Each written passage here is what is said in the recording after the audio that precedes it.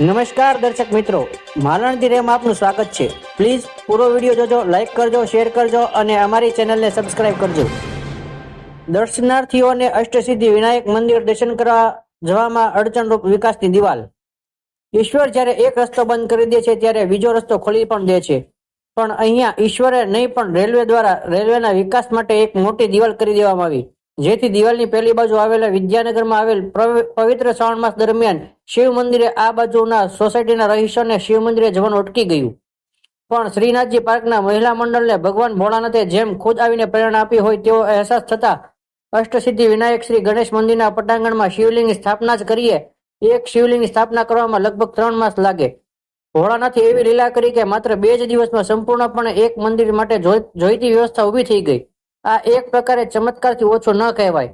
શ્રદ્ધા ભાવથી જો ભગવાનનું ભજન કીર્તન કરવામાં આવે તો ભગવાન હાજરા હજુર છે, જે આ કિસ્સા શાસ્ત્રીનગર પાસે આવેલ શ્રીનાથજી પાર્ક સોસાયટીમાં બની ગયો।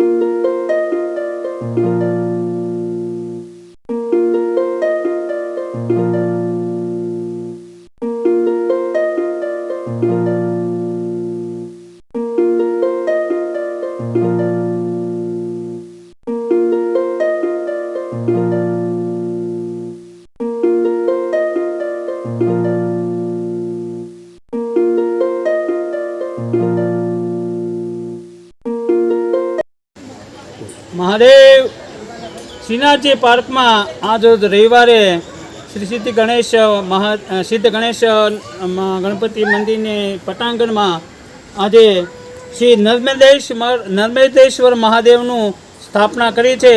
સોસાયટી બધી અહીંયા હાજર છે। સોસાયટીની મહિલાઓએ આ કાર્ય કર્યું છે અને આવા કાર્ય હંમેશા ભગવાન તેમની પાસે કરાવતા રહે એવી ભગવાન પાસે પ્રાર્થના કરીએ છીએ। બોલો નમઃ પાર્વતી પતે હર હર મહાદેવ।